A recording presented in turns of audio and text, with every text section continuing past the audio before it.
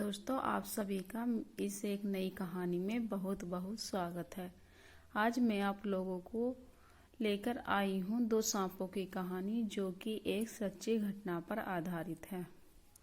बहुत समय पहले की बात है। एक नगर में देशभक्त नामक राजा रहा करता था। उसके पुत्र के पेट में एक सांप ने अपना डेरा जमा लिया था। पेट में सांप के होने से राजकुमार दिन प्रतिदिन कमजोर होता जा रहा था। यह देख राजा ने कई प्रसिद्ध वैद्य से उसका उपचार कराया, लेकिन राजकुमार के स्वास्थ्य में किसी तरह का सुधार नजर नहीं आ रहा था। राजकुमार के स्वास्थ्य के कारण राजा हमेशा परेशान रहता। यह देखकर एक दिन राजकुमार अपने राज्य से दूर दूसरे राज्य में चला गया और मंदिर में भिखारी की तरह रहने लगा। राजकुमार जिस राज्य में गया था, वहां बलि नामक राजा राज करता था। उसकी दो जवान बेटियां थीं। दोनों रोज सुबह अपने पिता का आशीर्वाद लेने जाती थीं। एक सुबह दोनों में एक बेटी ने राजा को प्रणाम करते हुए कहा, महाराज की जय हो। आपकी कृपा से ही संसार में सब सुखी हैं। वही दूसरी बेटी ने कहा, महाराज ईश्वर आपको आपके कर्मों का फल दे। यह सुनकर राजा क्रोधित हो जाता है और मंत्रियों को कठोर आदेश देता है।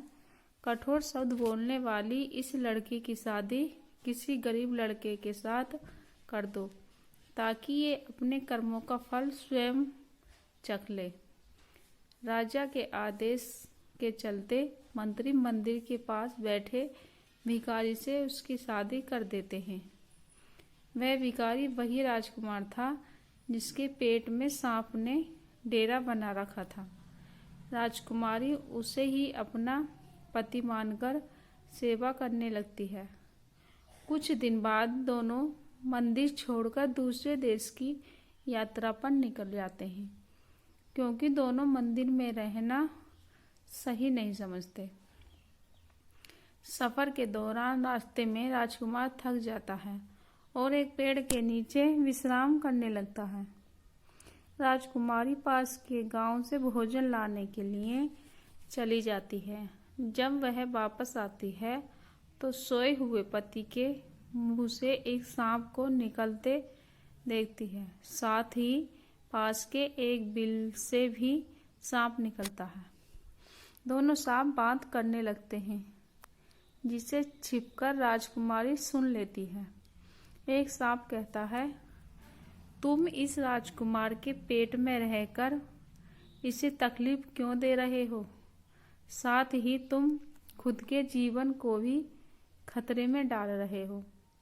अगर किसी ने राजकुमार को जीरा और सरसों का सूप पिला दिया तो तुम्हारी मृत्यु हो जाएगी।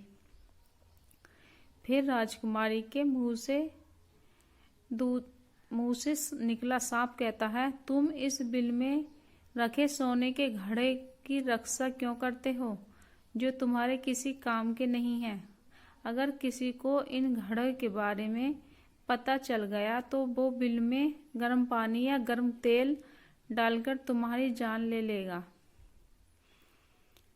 थोड़ी देर बाद दोनों सांप अपनी अपनी जगह वापस चले जाते हैं, लेकिन राजकुमारी दोनों सांपों के रहस्य को जान चुकी थी।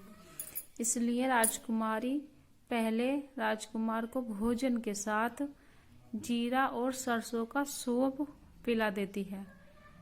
इसके कुछ समय बाद राजकुमार ठीक होने लगा। फिर उसके बाद बिल में गर्म पानी और तेल डाल देती है, जिससे दूसरे सांप की भी मृत्यु हो जाती है। इसके बाद बिल में रखे सोने से भरे घड़े को बाहर निकालकर दोनों अपने शहर लौट जाते हैं। राजा देशभक्त देवशक्ति अपने बेटे और उसकी पत्नी का स्वागत धूमधाम से करता है। कहानी से सीख, इस कहानी से यह सीख मिलती है कि अगर कोई किसी का बुरा सोचता है तो उसका भी बुरा होना तय है। सांप ने राजकुमार का बुरा सोचा तो उल्टा उसका बुरा हुआ। कहानी पसंद आई तो लाइक कीजिए और मेरे चैनल को सब्सक्राइब कीजिए। धन्यवाद। मैं ऐसे ही रोज नई नई कहानी आप लोगों को लाती